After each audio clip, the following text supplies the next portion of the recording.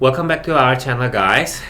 This is Tom, Craig, and Hugh. We're from Global Bridge TV, and today we want to talk about this, global concerning situation that's happening in Ukraine, and it's a very disheartening situation there. A lot of people are, have to be separated from their family, fleeing from the war.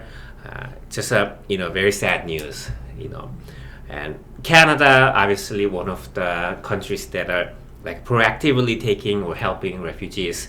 Canada also wants to help Ukrainians, having them come to Canada, to flee from the war, and stay here until the war ends. So was it last week, March 3rd? IRCC made some announcement with regards to how Canada can help Ukrainians come to Canada temporarily or permanently. Let's talk about the details. So Craig here today will give us the more information about what we know so far.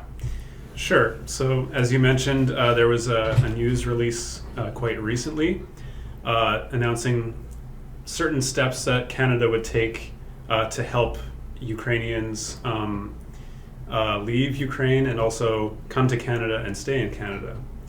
We don't have a lot of specific details about which programs might be available, but there are certain items that Canada did specifically list out already in the news release that they'll work towards implementing in the near future. This includes something called the Canada-Ukraine Authorization for Emergency Travel. And what they outlined was that it would involve allowing Ukrainians to come on a visa which is expedited, and also that Ukrainians don't need to pass all the requirements or steps to get approval for the visa to be able to come to Canada. Then once they're in Canada, Canada will implement a few programs to allow Ukrainians to stay temporarily for the start, and then possibly a permanent residency in the future, but we don't know those details yet. Mm-hmm. And so, like you said, possibly skipping those requirements of the visa. Do you mean eligibility or medical check? We don't know for sure yet. Uh-huh. Probably they still do need to pass the basic requirements like that, but Canada also understands that it's an emergency situation and they need people to be able to come quickly. Quickly, yeah. So certainly they'll take priority for processing, but as for what exactly is required to apply for the visa in the first place, that is yet to be released, the details of that. I see.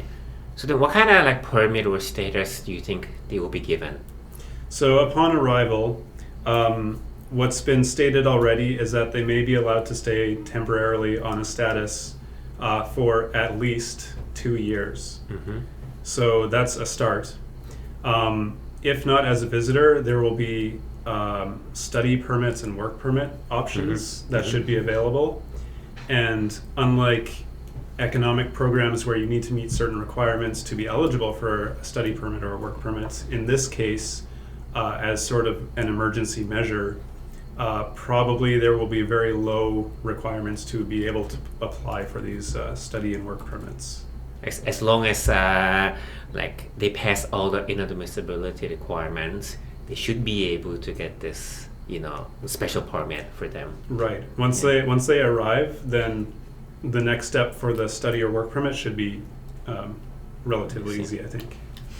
So I think it's important to mention that Canada has been stepping up on these situations to help people that was displaced by these situations. Do you think we expect here in Canada and now with the Ukrainian population what they did to Syrians before, or do you foresee something a little bit different? I could see a similar situation to how Canada has responded in the past to places like Syria and most recently Afghanistan as well, where they'll implement expedited visas to enter Canada, and then once in Canada, they put into process ways to stay in Canada, at first temporarily with study and work permits, and then possibly with PR applications in the future. Okay. I've been dealing with some inquiries, and that is always the same kind of questions. It's people that was there in Ukraine, but under a temporary status. So do you expect that these kind of applicants would have a chance here, or do you think the measure is going to apply just to Ukrainian citizens? That's a good question. At this moment, I can say that Ukrainian citizens, yes, absolutely. Permanent residents of Ukraine, possibly. Temporary residents of Ukraine, very questionable, I would say. Mostly because in that case, the temporary residents or even permanent residents may have a more appropriate or suitable country they can go to from Ukraine rather than Canada. So Canada has a very large Ukrainian population. It's the third in the world behind Ukraine itself and Russia. So it would make sense if some Ukrainians had family in Canada they could come to. But temporary residents or even PRs who are in Ukraine would have an option to go back to their home country or somewhere else that they have a stronger connection to. Oh, okay. That actually makes perfect sense. Yeah. If they have another safe country to go, there was no reason to come to Canada.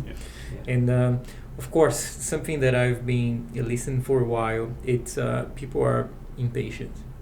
We understand the severity of the situation over there and why people are impatient. And can you explain why it's taking 1 to 2 weeks to everything get ready? Yeah, it's a tricky situation because it's an emergency and people need to leave right now. But of course it takes time and bureaucracy to figure out a plan to get people here and what kind of system will be in place to help them. And 2 weeks is a long time from their perspective, but from a government department's perspective, probably 2 weeks is the fastest they can set everything up. Okay, I understand. Yeah, I think Canada has an important role, but Canada is not one of the countries bordering with Ukraine. So those are taking the measures like more urgently, and I see Canada is more like a second step in that process. Right, exactly. And for those bordering countries, it may be possible to physically go across the border quickly and easily, whereas for Canada, they need to get a visa and then get on an airplane to head over. Okay. So then do we know like when IRCC will start taking applications from Ukrainians? It should have already started. I think right now even just regular visa applications will take priority. But once these new policies and programs take effect and there's more details, then it should be easier for them to apply to come as soon as possible. Okay. How about IRCC mentioned there may be a way for Ukrainians to come to Canada permanently. Do we know any details on that? We don't at the moment, but we could take, for an example, a different place, Hong Kong. And last year, IRCC implemented some programs for people from Hong Kong to come to Canada to both work temporarily and then turn that into a PR application. And I can guess that there may be a similar situation with Ukraine, especially if the war and conflict over there continues on. But at this point, because it's been not too long since it started, we don't have any idea how long it will last, what the lasting effects will be. Certainly there's been many families displaced already, and this could help them to come to Canada. So IRCC also mentioned that they will try to help families, Ukrainian families, to be reunited in Canada. Like, what do you think they can do about this? Like, how they are trying to like facilitate this? For that, they may have a sponsorship type program for families in Canada to sponsor their relatives in Ukraine who may not necessarily fit the normal requirements to sponsor. I could see something like that happening. So not so close relatives, but Right. maybe in a long chain. Okay. Possibly, yes. Maybe- That's speculation. Yeah, but, yeah. Maybe also like exemptions of LICO. Like, yes, yeah. I would consider that something It's possible too. Yeah. Yeah, but we don't know the details yet. So please explain what is LICO. It's a low income cutoff. So in Canada, if you want to sponsor your family member, like you have to show or you have to prove that you're making enough money to support the family member that is going to get sponsored. But in this case, I mean, possibly IRCC may consider that they will, waive this requirement. But I mean, again, we don't really know the details yet. Yeah. They just said it's coming in the coming weeks. So we'll just have to be a little bit patient and wait for this. Yeah. Okay. We are sure that it's going to be a plan, or it's going to be a possibility to Ukrainians to land in Canada. Yeah. We just don't know the details yet. Yes.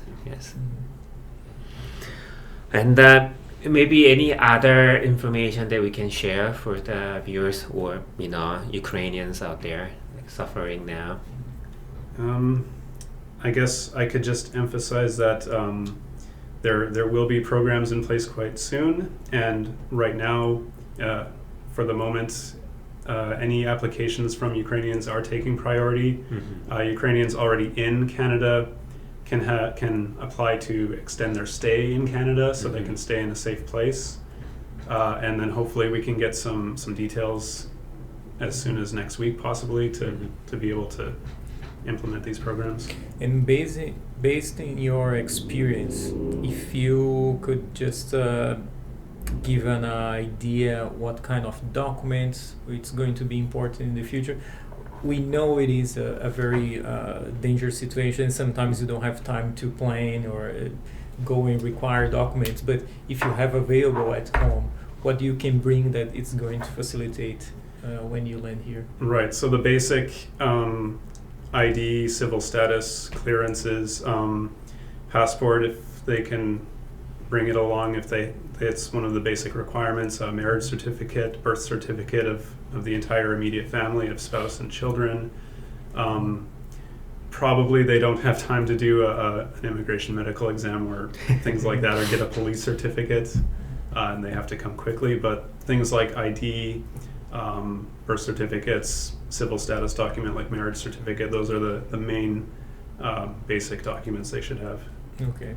Any advice on professional experience? Maybe if they can bring some certificates, schools? Yeah, if they can, that could certainly help. If they can bring things like diplomas from schools, work related documents like reference letters or pay slips or things like that, income tax returns, if they do have it available, that can help also. Okay, that's great. Okay.